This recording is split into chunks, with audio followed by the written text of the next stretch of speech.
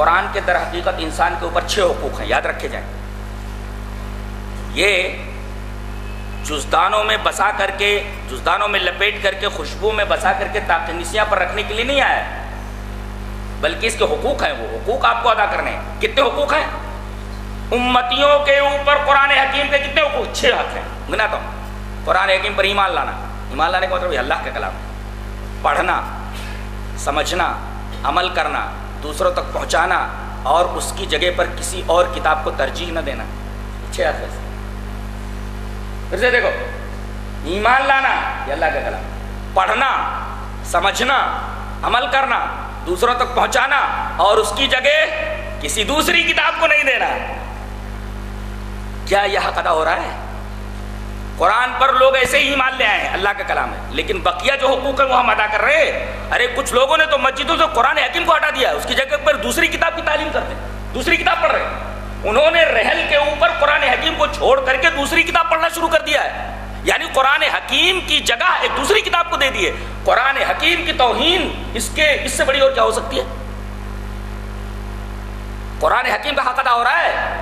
پھر سے ریپیٹ کرتا ہوں، 6 حق یاد رکھو: ایمان لانا، پڑھنا، سمجھنا، عمل کرنا، دوسروں تک پہنچانا، اور اس کی جگہ کسی دوسری کتاب کو نہیں لانا. قرآن کا یہ حق ہے کہ اس کی موجودگی میں کسی دوسری کتاب کو نہ لایا جائے، وہ درجہ کسی دوسری کتاب کو نہ دیا جائے. میں کہتا ہوں کہ قرآن حکیم کے حقوق کے بارے میں اگر ہر امتی اپنے گریبان میں جھانک کر کے دیکھے تو اس کا ایک حق صحیح سے ادا نہیں کر پا رہا. کل قیامت کے دن اگر رسول دعویٰ کریں قرآن حکیم کے بارے میں اور مدعا امتی ہوں تو اللہ کے حضور کیا جواب دے پائے گی یہ امت؟ اندازہ لگائیے آپ. لہذا آپ لوگ قرآن حکیم سے جڑیے. ایک پروپیگنڈا کیا جا رہا ہے کہ قرآن حکیم کو لوگ سمجھ نہیں سکتے. کیا میں سمجھا رہا ہوں آپ کی سمجھ میں نہیں آ رہا ہے؟ بالکل سمجھ میں آ رہا ہے. بچہ سمجھ رہا ہے. کہہ رہے قرآن بڑی مشکل کتاب ہے، اس کو صرف علماء ہی سمجھ سکتے ہیں، اس کو سمجھنے کے لیے 22 علوم کی ضرورت ہے. میں کہتا ہوں قرآن اگر اتنا ہی مشکل تھا تو اس کو امیوں کو اوپر اتارنے کی کیا ضرورت تھی؟ ان پڑھ جو پڑھے لکھے نہیں تھے ان کی سمجھ میں آ گیا.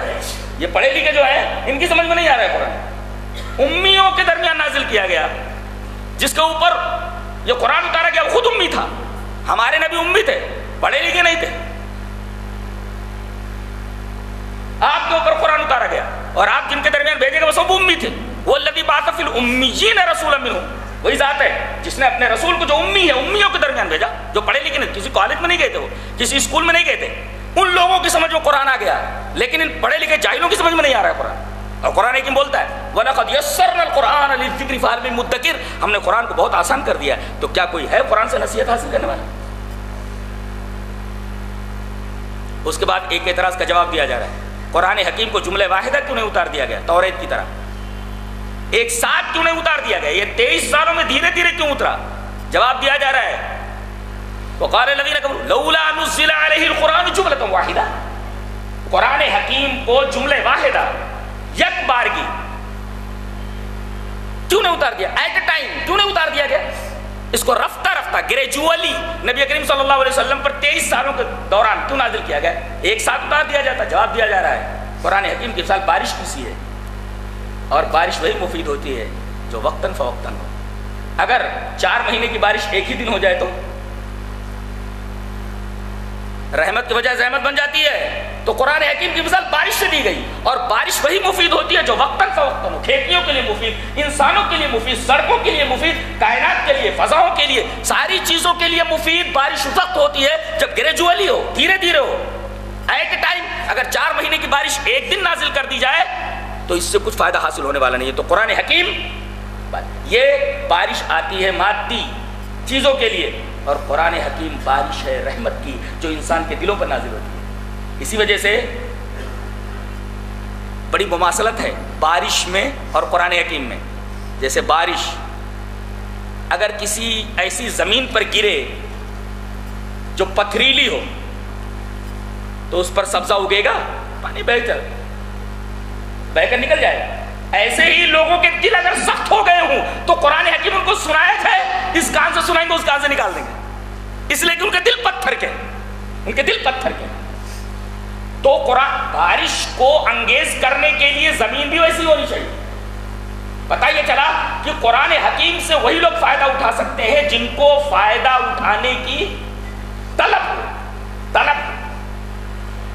اگر دل کی زمین بنجر ہو تو بارش نازل ہونے کے بعد اس کے اندر سبزہ نہیں اگے گا، اور اگر دل کی زمین پتھریلی ہو گئی ہو، نرم نہ ہو، تو پانی برسے گا، قرآن کی رحمت کی بارش گرے گی، مگر پانی بہہ جائے گا، اس کے اوپر کوئی اثر نہیں پڑے گا. کیا جواب دیا گیا، سبحان اللہ. کذالک لنثبت بہ فؤادک، فرمایا گیا تاکہ ہم آپ کے دل میں اس کو جما دیں. لڑکے جب اسکول میں داخلہ لیتے ہیں، کتاب ہو چاہے فزکس کی ہو، کیمسٹری کو ہو، بایولوجی کو ہو، کوئی بھی کتاب ہو، کیا ایک ہی دن میں استاد پڑھا دیتا ہے؟ ایک دن اگر پڑھا دے، پڑھانے والا تو پڑھا دے گا، لیکن پڑھنے والے کی کچھ سمجھ میں آئے گا؟ بالکل نہیں آئے گا. تو دھیرے دھیرے پڑھانے میں فائدہ ہوتا ہے، وہ دل میں جمتا ہے. یہ مثال دی گئی، کذالک لنثبت بہ فؤادک، تاکہ ہم قرآن کو آپ کے دل کے اندر جما دیں. تو دلوں میں سلیبس کی کتابیں اس وقت جمتی ہیں جب انہیں دھیرے دھیرے پڑھایا جائے. ایک دن پڑھا دیا جائے تو اوور ایٹنگ ہو جائے گی. اوور ایٹنگ، زیادہ کھا لے گا وہ، اور زیادہ کھا لے گا تو حال کیا ہوگا؟ اوور ایٹنگ کا. منع کیا گیا. تو قرآن حکیم کی مثال بارش کی سی.